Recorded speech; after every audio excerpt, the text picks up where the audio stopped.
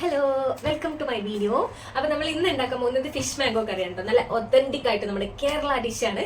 ഞാൻ ഇതിന് മുൻപ് ഉണ്ടാക്കിയിട്ടില്ല ആക്ച്വലി. കാരണം ഞാൻ ഒരു ഓഫീസിൽ വർക്ക് ചെയ്യുന്നുണ്ടായിരുന്നു. അപ്പോൾ പ്രഗ്നന്റ് ആയിട്ട് ഞാൻ റിസൈൻ ചെയ്യുന്ന സമയത്ത് എന്റെ 2 കൊളീഗ്സ് ഒരു ഹോട്ടലിൽ കൊണ്ടുപോയിട്ട് നമ്മൾ ആ ഒരു റെസ്റ്റോറന്റിൽ പോയിട്ട് കഴിച്ച ഒരു അടിപൊളി ഡിഷായിരുന്നു. ആക്ച്വലി നമ്മൾ പൊറോട്ടയും ബീഫും അതിന് കൂടെ ബട്ടർ നാനും കൂടി ഓർഡർ ചെയ്തു. അപ്പോൾ എന്ത് കറി വേണമെന്ന് ചോദിച്ചപ്പോൾ എനിക്ക് കൺഫ്യൂസ്ഡ് ആയി. ഞാൻ അപ്പോൾ ബീഫ് കഴിക്കുന്നത് ബീഫ് ഓർഡർ ചെയ്തു. അപ്പോൾ നമ്മുടെ കണ്ണൂരിൽ നിന്നുള്ള കൊളീഗാണ് ഈ ഒരു ഡിഷ് എനിക്ക് സജസ്റ്റ് ചെയ്തത്. ഇഷ്ടപ്പെടുന്ന പറഞ്ഞു. ആ ഒരു പ്രഗ്നൻസി സമയം കൂടെ തന്നെ എനിക്ക് കുറച്ച് ടെൻഷൻ ഉണ്ടായിരുന്നു കേട്ടോ. എനിക്ക് പൊതുവെ മീൻ കറി അത്ര ഇഷ്ടമല്ല, ഫ്രൈ ചെയ്തത് ഇഷ്ടമാണ്, കറി എനിക്ക് അത്ര ഇഷ്ടമല്ല, കഴിക്കും അത്ര ഇഷ്ടമല്ല. അപ്പോൾ അവർ പറഞ്ഞു നല്ല കറിയായിരിക്കും കേട്ടോ. ബട്ട് വന്ന് നോക്കിയപ്പോൾ സത്യം പറഞ്ഞാൽ ഈ 5 വർഷമായിട്ടും എന്റെ നാവിന്ന് ആ ടേസ്റ്റ് പോയിട്ടില്ല. കാരണം ആ ഒരു വെളിച്ചെണ്ണേന്റെ ടേസ്റ്റും ആ ഒരു കറിവേപ്പില വറുത്തിട്ടതും അതും സ്പെഷ്യലി നമുക്ക് ആ മൺചട്ടിയിലാണ് അവർ സെർവ് ചെയ്തത്. നല്ല ചൂടോടെ ബട്ടർ നാനും അതിലേക്ക് നല്ല ഫിഷ് മാംഗോ കറി കോക്കനട്ട് മിൽക്ക് ഒക്കെ ഒഴിച്ച് അതിങ്ങനെ ഒഴിച്ച് കഴിക്കും എന്റെ സാറേ, ഉഗ്രൻ ഐറ്റം. അപ്പൊ ഞാൻ അന്ന് വിചാരിച്ചു, അന്ന് പിന്നെ നമ്മൾ കുക്കിംഗ് ഒന്നും അത്ര ഇതല്ല. അപ്പൊ ഇങ്ങോട്ട് വന്ന സമയത്തും പിന്നെ മോനൊക്കെ ഉണ്ടായതിനു ശേഷമാണ് കുക്കിങ്ങിലേക്ക് നല്ലോണം ആക്റ്റീവ് ആയത്. കുക്കിംഗ് ഇഷ്ടമായിരുന്നു, പക്ഷെ ആക്റ്റീവ് ആയത് ഇപ്പോഴാണ്. അപ്പൊ എന്തായാലും നല്ല മാംഗോ ഒക്കെ ലുലുന്ന് അധികം കിട്ടാറില്ല. ഇപ്പൊ ഇത്തവണ പോയപ്പോ കിട്ടിയപ്പോ അതും പിന്നെ ഫിഷും ഇരിക്കുന്നുണ്ട്. എന്നാ പിന്നെ നമുക്ക് ഇതന്നെ അങ്ങ് ആക്കിയേക്കാന്ന് വിചാരിച്ചു. അപ്പൊ എങ്ങനെ വരുന്ന എനിക്കറിയില്ല. അപ്പൊ നമുക്ക് എന്തായാലും ഉണ്ടാക്കി നോക്കിയിട്ട് പറയാം. ഉണ്ടാക്കി നോക്കിയിട്ട് അടിപൊളിയാണ് എന്ന് വെച്ച് നിങ്ങൾ എല്ലാവരും ട്രൈ ചെയ്ത് നോക്കണം. എന്തായാലും നമുക്ക് വീഡിയോയിലേക്ക് കിടക്കാം. എങ്ങനെയാണ് ഇതിന്റെ ഔട്ട്ഫിറ്റ് എന്ന് നോക്കാം. ഓക്കെ, അപ്പൊ നമുക്ക് ബാക്കി ഇതൊക്കെ ഉണ്ടാക്കി കഴിഞ്ഞിട്ട് ബാക്കി വാചകഭാവം. Okay, welcome to my video and നമുക്ക് സ്റ്റാർട്ട് ചെയ്യാം. പച്ചമാങ്ങ ഫിഷും ഉണ്ടെങ്കിൽ ഈസി ആയിട്ട് ഉണ്ടാക്കിയെടുക്കാൻ പറ്റിയ ഒരു കറിയാണ് കേട്ടോ. 2 മാങ്ങ ഞാൻ വെച്ചിരിക്കുന്നത് ഒരു ഭംഗിക്കാണ്. ആക്ച്വലി 1 മാങ്ങ മതി. അതുപോലെ വലിയ ഉള്ളി, അതായത് സവാള 2 ചെറിയ സൈസാണ്. വലുത് 1 ആണെങ്കിൽ 1 മതി കേട്ടോ. 1 തക്കാളി, 2-3 പച്ചമുളക്, ചെറിയ കഷ്ണം ഇഞ്ചി, ചെറിയ കഷ്ണം നമ്മുടെ വെളുത്തുള്ളി. ഇത്രയും സാധനങ്ങളാണ് വേണ്ടത്. തക്കാളി നീളത്തിൽ നൈസായിട്ട് അരിഞ്ഞെടുക്കുക. അതേപോലെ തന്നെയാണ് സവാളയും. ഇഞ്ചിയും വെളുത്തുള്ളിയും എല്ലാം നീളത്തിലുള്ള ഒരു കട്ടിംഗ് ആണ് ഈ ഒരു കറിക്ക് വരുന്നത് കേട്ടോ. അതിൻ്റെ ആ ഒരു മോഡൽ അങ്ങനെയായിരിക്കും, അതായിരിക്കും. എനിക്ക് പൊതുവേ ഇഞ്ചിയും വെളുത്തുള്ളിയും ഇങ്ങനെ അരിഞ്ഞിടുന്നത് ഇഷ്ടമല്ല. കടിക്കുമ്പോൾ അതൊരു പ്രത്യേക കുരങ്ങ് ഇഞ്ചി കടിച്ച പോലെ ഉണ്ടാവും. പക്ഷേ ഈ ഡിഷിന് അങ്ങനെ ആയതുകൊണ്ട് ഇങ്ങനെ ഇടുന്നത് കേട്ടോ. അപ്പോൾ ഇങ്ങനെ തന്നെ ഇടുക. ഒരു നല്ല മൺചട്ടി വെക്കുക. മൺചട്ടി ഉണ്ടെങ്കിൽ അല്ലെങ്കിൽ നോൺ സ്റ്റിക്ക് വെക്കുക കേട്ടോ. എന്നിട്ട് 2 ടേബിൾ സ്പൂൺ വെളിച്ചെണ്ണ ഒഴിക്കുക. അതിൽ നന്നായിട്ടൊന്ന് ചൂടായി വരുമ്പോൾ 1/2 ടീസ്പൂണ് ഉലുവ, അരയിൽ താഴെ ഉലുവ ഇട്ട് കൊടുക്കുക. അതൊന്ന് പൊട്ടിയതിന് ശേഷം നമ്മൾ നീളത്തിൽ അരിഞ്ഞ് വെച്ച ജിഞ്ചർ, ഗാർലിക്, കറിവേപ്പില എല്ലാം ഇട്ട് നന്നായിട്ട് ആ ഒരു റോ സ്മെല്ല് പോകുന്ന വരെ ഒന്ന് ഇളക്കുക കേട്ടോ. ആ കറിവേപ്പിലേൻ്റെ സ്മെല്ലൊക്കെ വെളിച്ചെണ്ണയിൽ പിടിച്ച ഒരു പ്രത്യേക മണം വരാനുണ്ട്. നല്ല അടിപൊളി സ്മെല്ലാണ്. പിന്നെ പച്ചമുളകൊക്കെ ഇട്ട് കൊടുത്തിട്ട് നന്നായി ഒന്ന് വഴറ്റി നമ്മുടെ നീളത്തിൽ അരിഞ്ഞ് വെച്ച സവാള ഇട്ട് കൊടുക്കുക. സവാള ഇട്ടിട്ട് നന്നായിട്ടൊന്ന് ഇളക്കിയതിന് ശേഷം കുറച്ച് ഉപ്പ് കൂടി ഇട്ട് കൊടുക്കുക കേട്ടോ. ഉപ്പിട്ടിട്ട് ഒന്ന് ചെറുതായിട്ടൊന്ന് വഴന്ന് വരുന്ന സമയത്ത് നമുക്ക് തക്കാളിയും കൂടി ആഡ് ചെയ്ത് കൊടുക്കാം. ഇത് വലിയ പരിപാടിയൊന്നുമില്ല, ടൈമിംഗ് ഒന്നുമില്ല.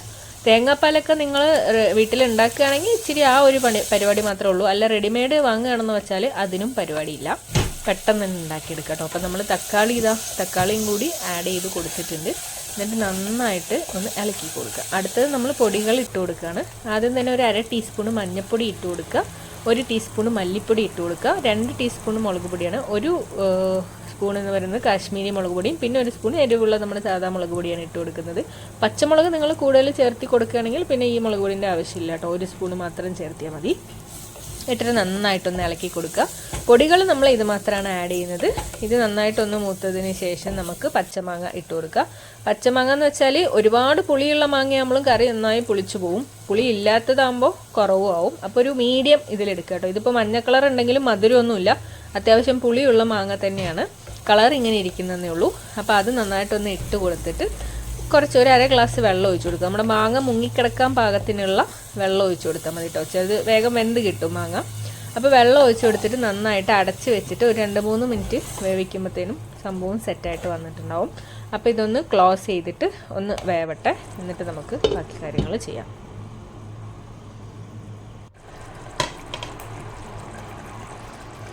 മാങ്ങ വെന്ത് കഴിഞ്ഞ് നമ്മൾ ഓപ്പൺ ചെയ്തിട്ട് മീൻ കഷ്ണങ്ങൾ ഇട്ട് കൊടുക്കുകയാണ്. ഞാനിവിടെ നെയ്മീനാണ് എടുത്തിരിക്കുന്നത്. നെയ്മീൻ ഒരു 500 ഗ്രാമിൽ കൂടുതലുണ്ട്. ഒരു 4-5 പേർക്ക് കഴിക്കാൻ പറ്റിയിട്ടുള്ള കറിയാണ് ഇത് കേട്ടോ അളവ്.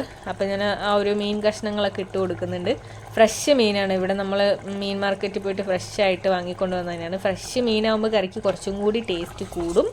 മീൻ ഇട്ടതിന് ശേഷം ഒരുപാട് ഇളക്കി കൊടുക്കണം. നിങ്ങൾക്ക് ഉപ്പും കാര്യങ്ങളൊക്കെ ഇടണമെങ്കിൽ നേരത്തെ തന്നെ ഉപ്പ് ടേസ്റ്റ് ചെയ്തതിന് ശേഷം മാത്രം മീൻ ഇട്ട് കൊടുക്കുക. ഞാനതൊന്നും നോക്കിയില്ല, അതുകൊണ്ട് മീൻ ഇട്ട് കൊടുത്തതിന് ശേഷം നോക്കിയപ്പോൾ ഉപ്പ് ഇച്ചിരി കുറവായിരുന്നു. അപ്പോൾ ഇച്ചിരി കൂടി ഉപ്പിട്ടിട്ട് ഇളക്കിയിട്ടുണ്ട്. അപ്പോൾ നമ്മൾ മീൻ ഒരു ബുദ്ധിമുട്ടില്ലാത്ത രീതിയിൽ ഇളക്കി കൊടുക്കണം, ഇല്ലെങ്കിൽ പിന്നെ മീനൊക്കെ പൊട്ടിപ്പോവും.